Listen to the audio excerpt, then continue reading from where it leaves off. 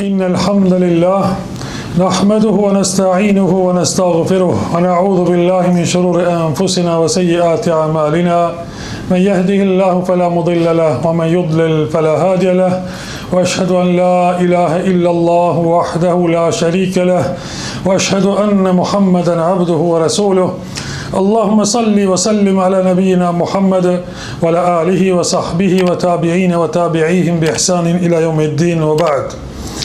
Çdo falënderim dhe lavdërim I takon Allahut subhanahu wa taala, krijuesit të qiejve dhe të tokës, I cili ka dalluar disa kohë, vende dhe vepra mbi të tjerat, duke I veçuar disa prej tyre me detyrime dhe me vepra të pëlqyera edhe me shpërblime të shumëfishta. Salatet dhe selamet qofshin pejgamberin ton Muhammedin alayhi salatu wassalam, familjen e tij të ndershme dhe mbi shokët e tij besnik dhe mbi mbar besimtarët të cilët e pasojnë rrugën e pejgamberit deri në ditën e gjykimit. Xhamatlit të nderuar, pasi që jemi në prag të muajit më madhështor të Allahu subhanahu wa taala, të muajit të bekuar, ku Allahu azza wa jall këtë muaj e ka dalluar nga 11 muaj tjerë. E dalloi Allahu subhanahu wa taala me disa veprime, gjë që ato veprime nuk është besimtari I detyruar t'i veproj në muaj tjerë përpos të ky muaj.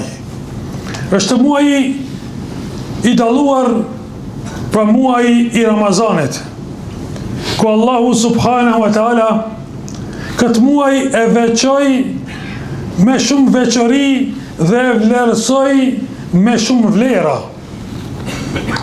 Dhe të ndershëm, në këtë muaj Allahu subhanahu wa taala e zbriti Kur'anin tek pejgamberi Muhammed sallallahu alaihi wasallam. Këtë muaj gjendet nata e Kadrit, ku Allahu subhanahu wa taala thot në Kur'an: Inna anzalnahu fi lejletil qadr, ne e zbritëm atë, pra Kur'anin, në natën e Kadrit. Po ashtu thot Allahu për këtë natë të bekuar: Inna anzalnahu fi lejletin mubaraka, ne atë Kur'anin e zbritëm në natën e bekuar. Vëllezër të dashur besimtar, gjitha këto bekime Allahu azza wa jall ka vepruar dhe I ka caktuar për robin e tij, për besimtarët që të afrohen tek Allahu dhe të fitojnë dashurinë e Allahut azza wa jall, mëshirën e Allahut subhanahu wa taala, faljen e Allahut azza wa jall dhe shpërblimet madhore nga Allahu subhanahu wa taala.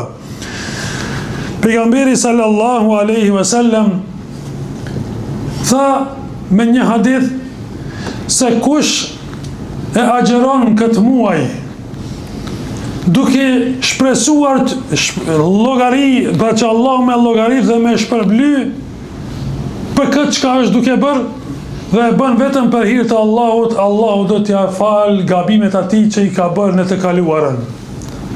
Dhe po ashtu thot pejgamberi sallallahu alaihi wasallam: ai I cili në këtë muaj fal namaz nate dhe teravit janë namazi I natës, do t'i falen mëkatet që I ka bërë në të kaluarën. Gjumaja deri në gjuma janë falëse të mëkateve që kanë ndodhur mes dy gjumajave. Dhe Ramazani deri në Ramazanin e ardhshëm, apo Ramazani I kaluar deri në këtë Ramazan, janë falëse të mëkateve për të besimtarëve që ka ndodhur mes dy Ramazaneve. Lum për ata besimtarë të cilët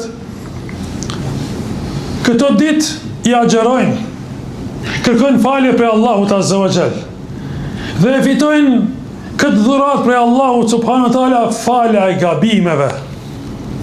Andaj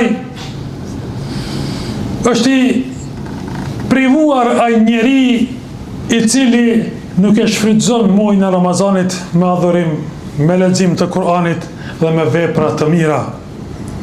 Pejgamberi sallallahu alaihi wasallam një ditë duke u ngritur shkallëve të hutbes tha amin, amin, amin. Dhe më pas u pyet pejgamberi sallallahu alaihi wasallam çka ishte kjo që tha amin? Tha më erdhi Gjibrili, meleku, dhe më tha u poshtroft ai njeri i cili e ka mbrinë në Ramazanin dhe ka dal i pafalur sepse nuk ka xheru, nuk ka shfrytzuar Ramazanin me adhurim. Dhe për atë thash amin. Vëllezër të dashur besimtar, të jemi nga ata robë të Allahut Azza wa Jall të cilët e kanë shfrytzuar Ramazanin me lexim të Kuranit, e kanë shfrytzuar Ramazanin me sadaka, e kanë shfrytzuar Ramazanin me lutje dhe me ibadet, me adhurim, me faljen e namazit të taravive dhe me agjerim. Vëllezër të ndershëm besimtar,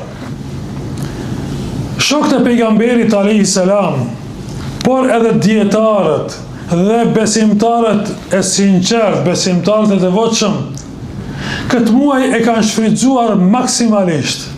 A e dini pse? Sepse Allahu Azza wa Jall me ata rob bën mrekulli gjë të cilët e shfrytëzojnë këtë muaj. Bën mrekulli ku Allahu ja fal mëkatet, ku Allahu i liron ata nga zjarri i xhehenemit, ku Allahu Azza wa Jall i shpërblen, ku Allahu do t'i ftojë në ditën e gjykimit. Do të ftojnë këta besimtarë të cilët kanë agjeruar muajin e Ramazanit, që të futen në xhennetin e Allahut Azza wa Jall nga porta e Rejanit. E kjo portë është e dedikuar vetëm për ata besimtarë të cilët kanë agjeruar muajin e Ramazanit. Vëllezër të ndershëm, ka pas prej dietarëve të cilët, sikur Imam Shafiu, 60 herë e ka bërë Kur'anin hatme gjatë muajit të Ramazanit, pra 2 hatme në ditë.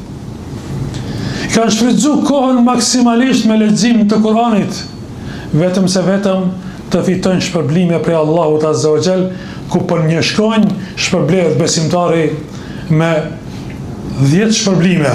Në muajin e Ramazanit shtohen shpërblimet edhe më shumë. Shumëfishohen shpërblimet tek Allahu subhanahu wa taala.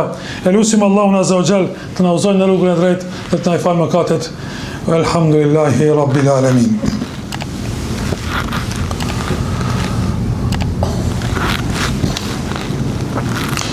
Elhamdulillahi rabbil alamin wa afdalu salatu wa tamu taslim ala nabiyina Muhammedin sallallahu alaihi wasallam. Falenderojmë Allahun Azza wa Jall, salatat dhe selamet qofshin pejgamberit ton Muhammedin alayhi salatu wassalam.